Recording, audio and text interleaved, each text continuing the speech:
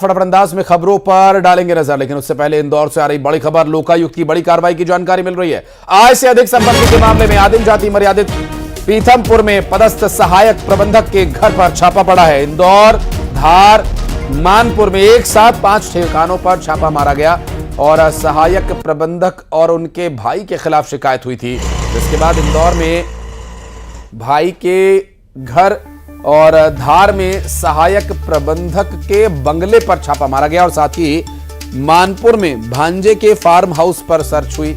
कार्यवाही के दौरान लोकायुक्त पुलिस को कई प्रॉपर्टी के रजिस्ट्री भी मिली और साथ ही 5 करोड़ 60 लाख की संपत्ति के दस्तावेज भी मिले हैं।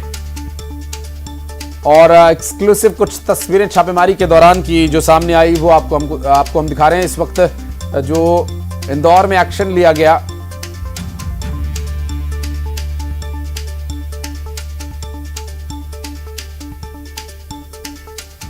कनीराम मंडलोई है, ये सहायक प्रबंधक है, आदिम जाति मर्यादित सहकारी शाख संस्था, छोटी जामुनिया, तहसील पीथमपुर, जिला इंदौर।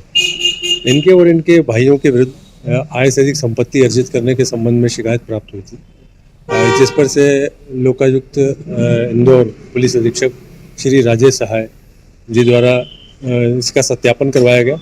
सत्यापन करने पर इनके द्वारा आय से अधिक संपत्ति अर्जित करना पाया गया इनको और इनके भाइयों के विरुद्ध। तो इसी पर 5 टीमें बनाई गई।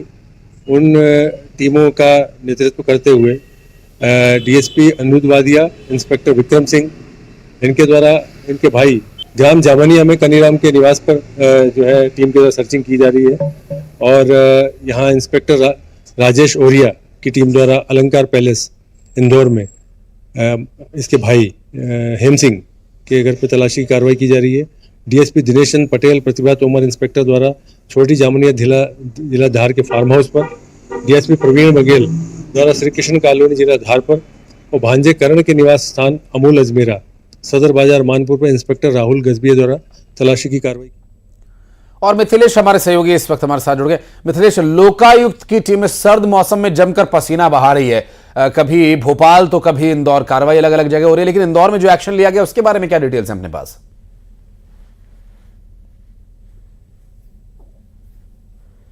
ठिकानों पर इस वक्त एक साथ सर्चिंग चल रही है।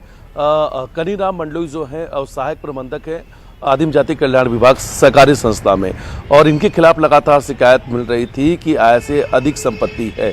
और सिर्फ इनकी नहीं, इनके साथ में जो भाई रहते हैं हेमराज और परिवार में जो संयुक्त रूप से लोग रहते हैं उन सभी के खिलाफ लगातार शिकायतें मिल रही थी, इसलिए सभी के ठिकानों पर एक साथ कार्रवाई चल रही है। और अभी तक की जांच में बड़ी बात सामने आई कि लगभग 5 करोड़ 60 लाख रुपए की संपत्ति के दस्तावेज मिले हैं। और अगर संयुक्त परिवार की संपत्ति देखा जाए कि अगर उनकी जो नौकरी कर रहे हैं उससे जो आय हुआ है वो लगभग 3 करोड़ 20 लाख रुपए के आसपास में है। यानी जो अगर पूरा परिवार ने मिलकर जो कमाई है वो 3 करोड़ 20 लाख रुपए की, लेकिन संपत्ति जो है वो लगभग 6.25 करोड़ रुपए की सामने आई है। और शिकायत मिली थी, जांच चल रही है और जांच में दस्तावेज भी मिल चुके हैं। लेकिन सबसे बड़ी बात है कि लोकायुक्त की एक साथ 5 जगह पर बड़ी कार्रवाई चल रही है। फार्म हाउस पर, बंगले पर, ऑफिस में, दफ्तर में, हर जहां पर इस वक्त लोकायुक्त की टीम मौजूद है।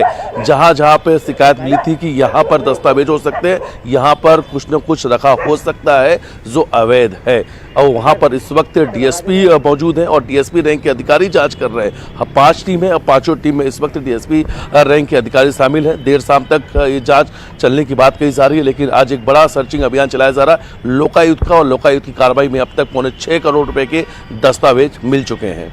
और मानपुर में उसके भांजे के फार्म हाउस पर और साथ ही कई कुछ प्रॉपर्टी की रजिस्ट्रीज भी मिली हैं, ये किसके नाम पर है? और जो अलग अलग जगह छापे मारे जा रहे हैं उसका कैसे लिंक हो रहा है यहाँ मिथिलेश? देखिए, कुछ संपत्ति जो है जैसे इंदौर में कार्रवाई चल रही है अलंकार पैलेस में, ये जानकारी सामने आई कि वहाँ पे उनके भाई हेमराज रहते हैं। हेमराज के घर में कुछ प्रॉपर्टी दस्तावेज मिले जो उनके नाम पर है। एक भाई उनके जो है वो किसानी का काम करते हैं, लेकिन उनके नाम पर भी कई सारी व्यावसायिक जो ज़मीन है उसकी रजिस्ट्रियाँ मिली हैं। भांजे के नाम पर भी एक प्रॉपर्टी मिली है, इसलिए भांजे के फार्म हाउस पर भी लोकायुक्त की टीम मौजूद है। ऐसे 5 अलग अलग ठिकाने हैं, धार, मानपुर और इंदौर, ये वो जगह है जहाँ पे इस वक्त लोकायुक्त की टीम की सर्चिंग चल रही है। और वो 5 ठिकाने और 5 जगह पर एक साथ टीम पहुंचती है और एक साथ सर्च ऑपरेशन शुरू किया जाता है।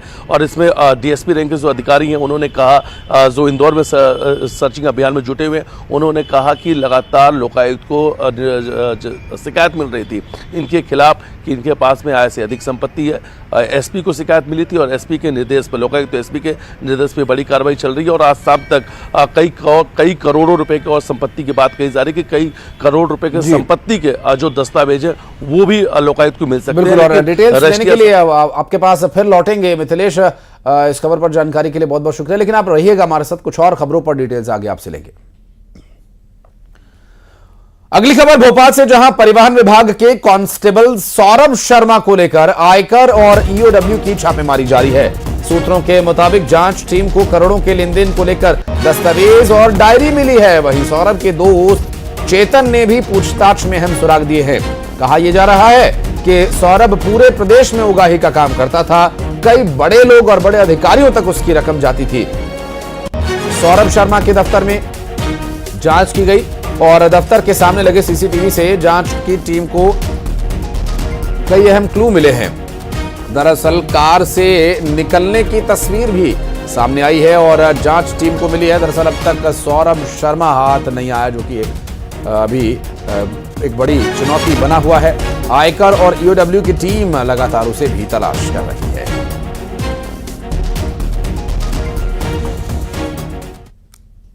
और अगली खबर इंदौर से, जहां इंदौर में ड्रग तस्करों के निशाने पर अब स्टूडेंट्स हैं और क्राइम ब्रांच की पूछताछ में खुलासा हुआ। पिछले दिनों 4 ड्रग तस्करों की गिरफ्तारी हुई थी। इनसे पूछताछ में जानकारी सामने आई है। राजस्थान के प्रतापगढ़ के तस्कर आदिल खान ने रतलाम के सद्दाम हुसैन के साथ मिलकर एक रैकेट तैयार किया और इस रैकेट में इंदौर के जावेद और शुभम को शामिल किया गया। ये दोनों हॉस्टल में एमडीएमए ड्रग की सप्लाई किया करते थे और ये रैकेट पहले ड्रग की लत लगाता था और फिर नए ग्राहक देने पर ड्रग्स फ्री में देने का लालच देता था। पिछले दिनों 10 तस्कर ब्लैक कार से एमडीएमए ड्रग की सप्लाई करने इंदौर पहुंचे थे और इस बात का पूछताछ में खुलासा हुआ। पकड़े गए तस्करों के पास से 20 लाख रुपए की 52 ग्राम एमडी ड्रग पकड़ी गई है। कुछ दिन पहले मंत्री कैलाश विजयवर्गीय ने ड्रग को लेकर राजस्थान के प्रतापगढ़ का जिक्र किया था और इसके बाद से पुलिस प्रतापगढ़ से ड्रग तस्करों पर नजर बनाए हुए है और लगातार कार्रवाई जारी है। हमारे सहयोगी मिथिलेश इस वक्त हमारे साथ मौजूद हैं, इस पर और डिटेल में जानकारी लेंगे।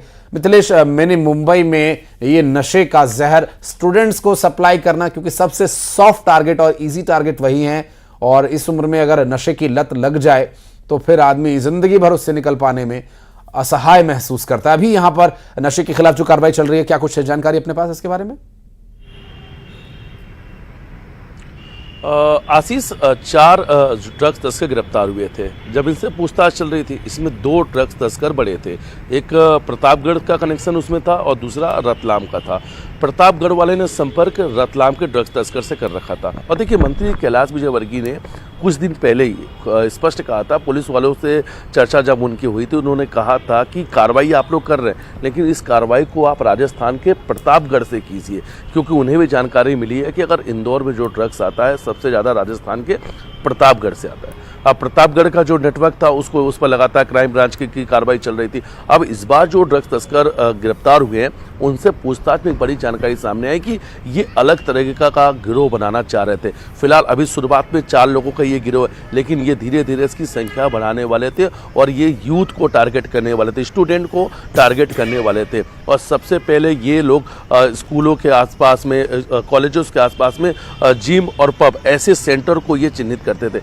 यहाँ पर पहले दोस्ती करते थे, दोस्ती के दौरान पर धीरे धीरे ये ड्रग्स की लत लगा देते थे और इसका जो जिम्मेदारी थी, ये ड्रग्स लगाने की, लत लगाने की जो जिम्मेदारी थी, भंवर कुआं के आसपास रहने वाले 2 ड्रग्स सप्लायर को दी गई थी। और उसके लिए मोटा पैसा भी दिया जा रहा था कि पहले इनके साथ बैठ के इन्हें ड्रग्स की लत लगाओ और उसके बाद फिर इन्हें ही ड्रग्स मोटी कीमत बेचो और जब इनके पैसे खत्म हो जाए तो इसी तरह से जाल में फंसाते हैं ये स्टूडेंट्स को। चूंकि स्टूडेंट्स को उस बीच अपनी पढ़ाई के अलावा बहुत ज्यादा बातों की जानकारी होती नहीं है, कि वो किस गर्त में जा रहे हैं या किस गर्त की ओर उन्हें खींचने की कोशिश की जा रही है। बहरहाल ये बहुत जरूरी था होना, और इस तरह की यदि और भी कुछ गिरोह सक्रिय हैं तो उन्हें भी पकड़ना बहुत जरूरी है। बहुत शुक्रिया मिथिलेश आपका इस पूरे मामले पर जानकारी देने के लिए।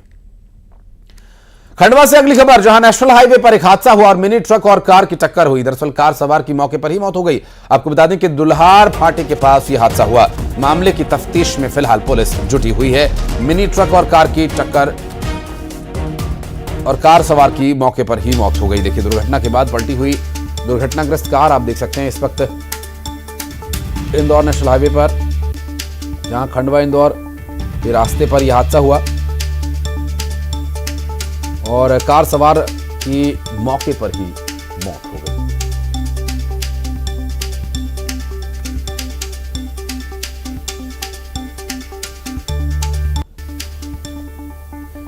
दुर्घटना के बाद की कुछ तस्वीरें जो सामने आई हैं, उन्हें देखकर आप इस दुर्घटना का अंदाजा भी लगा सकते हैं।